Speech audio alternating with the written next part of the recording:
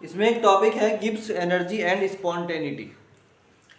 Gibbs energy and spontaneity. सबसे पहले what is the spontaneity. Spontaneity जो है उसके बारे में पहले पढ़ेंगे। What is the spontaneity.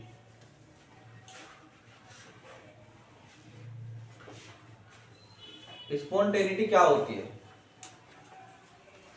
Spontaneity process या spontaneous process is irreversible process. ये क्या होता है? ए स्पॉन्टेनियस प्रोसेस। एक स्पॉन्टेनियस प्रोसेस वो होता है जो क्या होता है? Is an irreversible process. Irreversible process होती है ये एक irreversible process and may only be reversible by some external agency and only be reversible with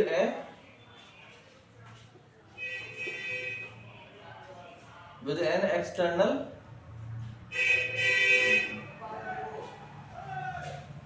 agency। यानी अगर तुम उसे एक रिएक्शन है जो रिवर्सिबल है ही नहीं। रिवर्सिबल का मतलब क्या होता है समझो। फॉर एग्जाम्पल कैल्शियम ऑक्साइड का चूना है जो तुमने दीवार पर लगा दिया और इसने क्या करा, कार्बन डाइऑक्साइड से रिएक्शन करनी शुरू कर दी CO2 से, तो ये बन जाएगा CaCO3 यानी कैल्शियम कार्बोनेट। ठीक है, ये रिवर्सिबल नहीं है। समझे नहीं बात को? ये रिवर्सिबल नहीं है। मगर फॉर एग्जाम्पल तुमने लिया एसिटिक एसिड CH3COOH, तो ये क्या किस चीज में कन्वर्ट होता है? CH3COO निगेटिव में एंड H पॉजिटिव में। तो अगर ये टूटता है तो ये वापस अपने आप ही बगैर किसी एक्सटर्नल एजेंसी के वापस चिपकता भी रहता है। बोलो, अगर ये टूटेगा तो आपस में चिपकते भी रहेंगे ये, तो वापस ये इसमें बदलता रहेगा, ये इसमें बदलता रहेगा। यही है, जब तुम विनेगर लाते हो तो विनेगर होता क्या है, उसके अंदर ये इसमें कन्वर्ट होता रहता है, ये इसमें कन्वर्ट होता रहता है। ये रिवर्सिबल है। क्या है ये एक रिवर्सिबल प्रोसेस है। ठीक है, नहीं है? और ये क्या है? इरिवर्सिबल प्रोसेस है, इसमें रिवर्सिबिलिटी नहीं होती। तो स्पॉन्टेनिटी का मतलब होता है कि अगर एक बार रिएक्शन शुरू हो गई तो क्या तुम्हें उसमें कुछ एक्सटर्नल काम करना पड़ेगा? नहीं करना पड़ेगा, ये अपने आप ही बढ़ता रहेगा, अपने आप ही बढ़ता रहेगा। तो अगर तुम्हें इसको रिवर्सिबल करना है अब, यानी ये स्पॉन्टेनिटी का मतलब समझ में आया? स्पॉन्टेनिटी का मतलब क्या हुआ कि फॉर एग्जांपल ये वाटर है ना, ऊपर से गिरा भाई, मान लो कि ये कैसा इंक्लाइन प्लेन है और यहाँ से वाटर फ्लो हो रहा, तो ये वाटर अपने आप ही क्या होता चला जाएगा? गिरता चला जाएगा। तुम्हें कुछ करना नहीं पड़ेगा इसके अंदर। अगर तुम्हें इसे वापस ले जाना है तो तुम्हें एक मोटर का या किसी एक्सटर्नल फोर्स का इस्तेमाल करना पड़ेगा, वरना ये तो अपने आप ही नीचे जाता जा रहा है। ऐसी कोई रिएक्शन थी, तुमने कैल्शियम ऑक्साइड को कार्बन डाइऑक्साइड की प्रेजेंस में रख दिया, तो अब तुम्हें कुछ करना पड़ेगा क्या इसके लिए? नहीं ना, अपने आप ही ये किस में कन्वर्ट होता रहेगा? CaCO3 में। तो ये स्पॉन्टेनियस रिएक्शन है। कुछ रिएक्शन ऐसी होती है कि तुम सिर्फ प्रोडक्ट यानी रिएक्टेंट्स को एक साथ रख दो, तो रखने के बाद अगर तुम उसे छेड़ोगे ना तो वो मतलब वो अपने आप ही कंप्लीट हो जाएगी, अपने आप ही रिएक्शन, तुम्हें कुछ करने की रिक्वायरमेंट नहीं है। और खास बात यह है कि वो रिवर्सिबल भी नहीं होती। जितने मॉलिक्यूल CaO के CO2 के साथ मिलके CaCO3 बना चुके, उनमें से कोई मॉलिक्यूल वापस नहीं आएगा। नहीं आई बात समझ में? स्पॉन्टेनिटी समझ में नहीं आ रही क्या? स्पॉन्टेनिटी का मतलब तुमने एक रिएक्शन को में रिएक्टेंट को रखा और रखने के बाद छोड़ दिया, अब वो रिएक्टेंट खुद ब खुद रिएक्शन करते करते प्रोडक्ट में कन्वर्ट होता चला जाएगा। तुम उसमें कुछ नहीं कर सकते और वो रिएक्शन अपने आप ही पूरी हो जाएगी। ठीक है, मगर इसी तरह की रिएक्शन को बोलते हैं इरिवर्सिबल रिएक्शन। और ये रिएक्शन क्या होती है? स्पॉन्टेनियस रिएक्शन होती है। कौन सी होती है? स्पॉन्टेनियस। यानी इनको शुरू करने के लिए कुछ नहीं करना पड़ेगा। आई कि नहीं आई बात समझ में? मगर अगर ये इस तरह का मामला है तो ये रिवर्सिबल है, ये बोले जाती है नॉन स्पॉन्टेनियस रिएक्शन है। इनको स्टार्ट करने के लिए तुम्हें मतलब कुछ ना कुछ तुम्हें क्या करना पड़ता है? लगाना पड़ता है एक्सटर्नल फोर्स। अब आ जाओ नीचे। और अगर तुम्हें इसको रिवर्सिबल करना है तो तुम्हें कह रहा हूं एक्सटर्नल एजेंसी से कुछ करवाना पड़ेगा, माने हीट देनी पड़ेगी। If you give the heat then it will convert into CaO plus CO2, ठीक, बाय हीटिंग। तो ये रिवर्सिबल करने के लिए एक्सटर्नल एजेंसी का काम करना पड़ता है। अगर तुमने फोर्स नहीं लगाया तो तुमने हीट नहीं दी तो किसी भी कीमत पे ये वापस नहीं जाएगा। समझ में आई बात? ये स्पॉन्टेनिटी है, ठीक। अब स्पॉन्टेनिटी का और एग्जांपल बता रहा मैं तुम्हें, ये उतार लिया भाई।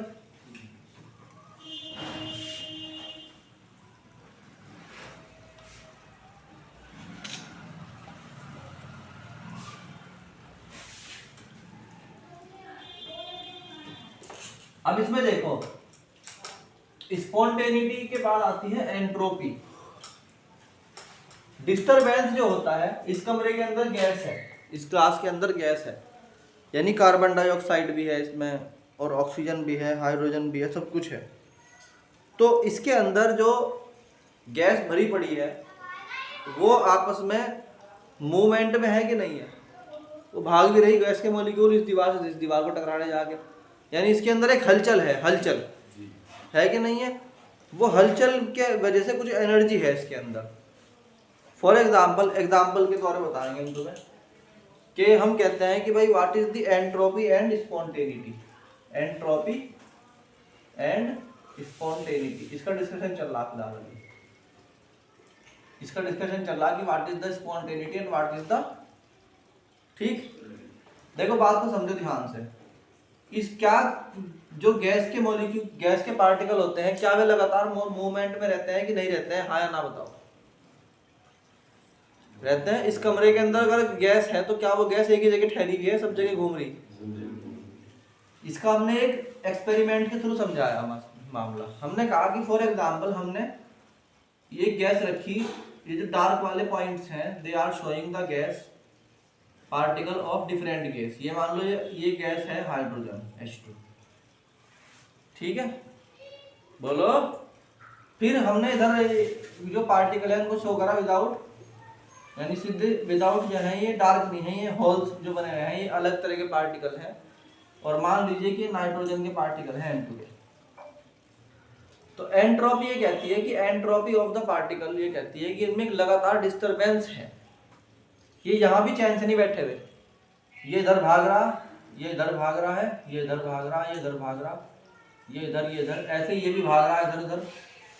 तो हम कहते हैं द पार्टिकल्स ऑफ गैस या liquid, the particles of gas. तो हम कहते हैं कि भाई ये जैसे पार्टिकल थे तो ये लगातार मूवमेंट में थे। तो हमने क्या करा, इन दो जो एक ही वो था, मतलब ये पूरा कंटेनर, इसके बीच में गत्ता है, वही बाल लगा दी। देन इसमें क्या किया हमने, आफ्टर सम टाइम हमने इसके अंदर ऐसे होल्स बना दिए इसके अंदर, ठीक है। जब ये होल बना दिया हमने बीच में जो लगा रखा था इसमें, उस होल की वजह से हमने महसूस किया थोड़ी देर बाद कि अभी ये एज इट इज है, ये बात ध्यान रखना। ये बीच में जो है इसका, इसमें छेद है बीच में, ये होल बने हुए हैं। अब ये एज इट इज है, तो हम ये देखते हैं कि ये जो काले पार्टिकल्स हैं इनके बीच में कुछ सफेद वाले पार्टिकल, यानी हाइड्रोजन के पार्टिकल्स के बीच में अब कुछ नाइट्रोजन के पार्टिकल दिखाई देने शुरू हुए। और उधर पड़ने तरफ हमने देखा कि यहाँ पर जो सफेद पार्टिकल थे, यानी कि नाइट्रोजन के पार्टिकल थे, इनके बीच में कुछ हाइड्रोजन के पार्टिकल आ गए। और एक टाइम पे तो ऐसा होगा कि बिल्कुल 100% ही मिल जाएंगे आपस में। तो यहाँ भी क्या हो गया, N2 प्लस H2। तो एंट्रोपी क्या होती है, the particles of gas and liquid और गैस के पार्टिकल क्या होते हैं, आर कंटिन्यूअसली मूविंग। वे लगातार क्या होते हैं भाई, continuously moving in random direction,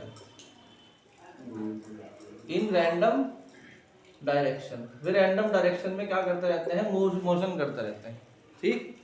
क्या करते रहते हैं, रैंडम डायरेक्शन में। तो दिस एनर्जी, वो जो एनर्जी होती है, दिस एनर्जी इज कॉल्ड, इस एनर्जी को क्या बोलते हैं, कॉल्ड एंट्रोपी। ये डिस्टरबेंस है एक तरह का, क्या है ये, डिस्टरबेंस है। It is a disturbance, it is a disturbance, ये एक तरह का डिस्टरबेंस है जो मीडियम में है, ठीक। इससे मगर क्या मतलब है स्पॉन्टेनिटी का, जो भी समझाया था पीछे मैंने, हमने कहा कुछ केमिकल रिएक्शन ऐसी हैं जिनको सिर्फ आपस में कांटेक्ट में आना भर ही काफी है पार्टिकल्स का, ठीक है, नहीं है। तो अगर ये ना होती, अगर एंट्रोपी ना होती तो क्या स्पॉन्टेनिटी हो जाती? अगर ये पार्टिकल मोशन ही नहीं कर रहे, एक दूसरे टकरा ही नहीं रहे, तो क्या चिपकेंगे आपस में? नहीं चिपकेंगे ना। तो हम कहेंगे कि this entropy become the reason of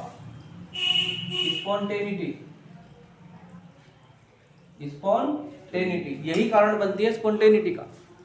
भाई पहले तो वो आपस में चिपक गए, यानी वो मिले आपस में, और मिलने के बाद क्या हुआ, रिएक्शन भी करने शुरू कर देंगे। तो जब तक वो घूम रहे, टकरा रहे आपस में, यहाँ वहाँ जा रहे, जब तक तो क्या है, एंट्रोपी। और जब वो आपस में टकराने के बाद मिलने लगे, और मिलने के बाद एक नया प्रोडक्ट बनने लगा, क्या, N2H2 equal to 3H2 equal to 2NH3, ammonia बनने लगा। तो अमोनिया बनने का कारण क्या था? उनका आपस में चिपक के रिएक्शन करना, मगर उसका भी कारण क्या है, पहले आपस में मिले तो सही। अगर एंट्रोपी ना हो तो ये मिले भी ना आपस में, और ना मिले तो फिर रिएक्शन कैसे हो? तो पहले पार्टिकल्स को हमने एक जार के अंदर क्या करा, 2 सिलेंडर लिए, उन दोनों सिलेंडर से गैस ली, नाइट्रोजन हाइड्रोजन, और उन्हें एक बड़े कंटेनर के अंदर फिक्स कर दिया। जब वो गैस अंदर पहुंची तो वे आपस में क्या करने लगे, दूसरे के साथ मिलने लगे, जो एंट्रोपी थी। उसके बाद ये मिलने के बाद नए पार्टिकल बनाना शुरू कर दिया उन्होंने, बड़े पार्टिकल। ये बड़ा पार्टिकल बन गया, ये किसका है, अमोनिया। तो अमोनिया बनने तक की प्रोसेस में 2 चीजें आई, पहले एंट्रोपी और फिर स्पॉन्टेनिटी। बात समझ में आई कि नहीं आई? इसका एग्जांपल समझाएंगे पहले। इसमें कहा फॉर एग्जांपल, अगर हम क्या करते हैं, एक पार्टिकल लेते हैं नाइट्रोजन का, चलो पहले से नोट कर लो।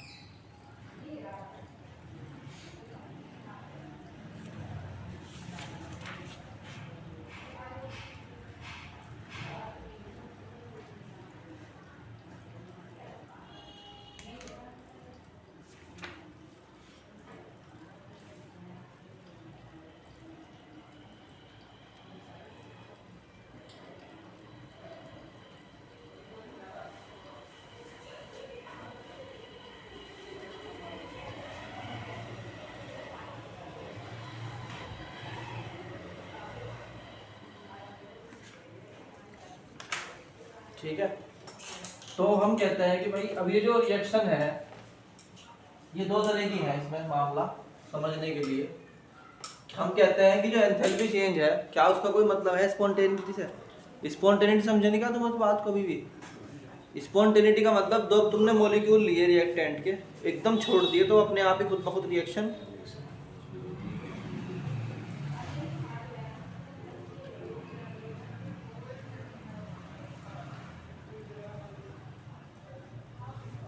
तो इसके लिए क्या होना पड़ता है कि जो रिएक्शन स्पॉन्टेनियस है या नहीं है, इसका पता हम इस बात से लगाते हैं कि क्या उस वक्त जो स्पॉन्टेनियस होने के लिए, इस बात को माइंड में रखो, जब मॉलिक्यूल को छोड़ देंगे किसी खास कंडीशन में, क्या वो मॉलिक्यूल खुद रिएक्शन करेंगे या कुछ ज़बरदस्ती करवानी पड़ेगी?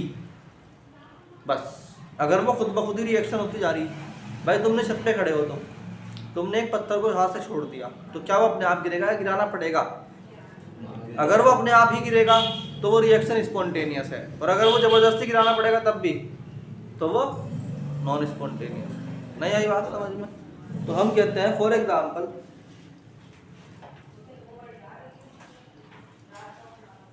हम कहते हैं कि we say that chemical reaction is spontaneous, chemical reaction क्या है, इज स्पॉन्टेनियस, रिएक्शन क्या है, स्पॉन्टेनियस है इन ए गिवन डायरेक्शन, किसी खास, अरे बोलो भाई, डायरेक्शन में, किसी खास डायरेक्शन में, इन्हें गिवन इस डायरेक्शन कब, because decrease in energy has taken place, because decrease in energy,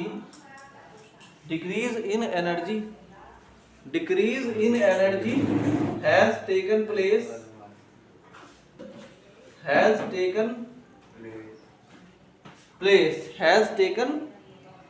place, ठीक। तो इसमें हम बोलते हैं for example half of N2 plus H2 equal to बनता है 2NH3। तो हम कहते हैं हाफ ऑफ 3H2, तो इससे बन गया NH3 और हीट रिलीज हो गई कितनी भाई, 46.1 किलो जूल पर मोल। तो हम कहते हैं डेल्टा H1 इज माइनस के 46.1 किलो जूल पर मोल। अब यहाँ ध्यान करना जरा, सिर्फ तुम इस बात पे कि वहां पे क्या हो रहा। हम कहते हैं अगर H2 है, हाफ ऑफ H2 ऐड होता है हाफ ऑफ Cl2 के साथ, तो क्या बन जाता है HCl प्लस एनर्जी कितनी रिलीज होती है 92.32 किलो जूल पर मोल। तो डेल्टा H2 कितना हो गया तुम्हारा, माइनस के 92.32 किलो जूल पर मोल। फिर उसके बाद क्या हुआ, H2 plus O2, H2 plus half O2, जब ये मिक्स होता है तो क्या बनाते हैं H2O, है ना। तो कितनी रिलीज होती है एनर्जी, 285.8 किलो जूल पर मोल। So delta H3 is minus के 285.8 किलो जूल पर, बोलो भाई, मोल। ये सारी रिएक्शन स्पॉन्टेनियस है, इनके लिए सिर्फ इनका पास में आना ही काफी है, ठीक। कुछ रिएक्शन ऐसी हैं जिनको अगर तुम हीट दोगे तो ही होगी, मगर हीट देने के बाद भी तो हो रही कम से कम, बोलो। तो उनको भी क्या बोलेंगे, ये भी स्पॉन्टेनियस है। तो स्पॉन्टेनिटी पता लगता है कहाँ से, डेल्टा H से, ठीक। जैसे कुछ एंथैल्पी है, कुछ एनर्जी ऐसी है, जैसे हाफ ऑफ N2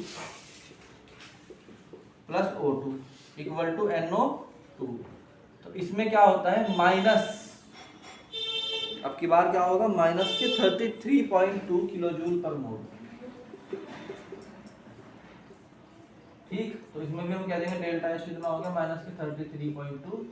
इसमें अब की बार क्या हो रहा है, किलो जूल पर मोल, यानी हीट देने के बाद भी हो तो रही कम से कम, बोलो। तो स्पॉन्टेनिटी समझ में आया। स्पॉन्टेनिटी का मतलब एक बात से समझ लो कि हमने अगर यहाँ खड़े होके और एक बॉल को छोड़ दिया तो क्या लुढ़कती अपने आप आ जाएगी, हाँ जी आ जाएगी। तो इसका मतलब ये स्पॉन्टेनियस है और इरिवर्सिबल भी है। अगर ये अपने आप ही उल्टी जाने लगे तो क्या होगी, अब फॉर एग्जाम्पल तुमने क्या करा, एक 100% स्मूथ सरफेस लिया और यहाँ पर एक रखी तुमने, क्या 100% स्मूथ, ये तुमने वो रख दी, जैसे कैरम की वो होती है एक, रख दिया है ना, कैरम का एक गोट होता है ऐसे। अब तुमने उसको ऐसे मार के छोड़ दिया तो ये यहाँ जाएगी, फिर टकरा के इधर आएगी, ऐसे होती रहेगी इनफाइनाइट टाइम तक। तो ये क्या है, रिवर्सिबल है या इरिवर्सिबल है, रिवर्सिबल है। ये क्या है, रिवर्सिबल। रिवर्सिबल का मतलब वापस आने वाला, और इरिवर्सिबल का मतलब वापस ना आने वाला। ये क्या है, इरिवर्सिबल है।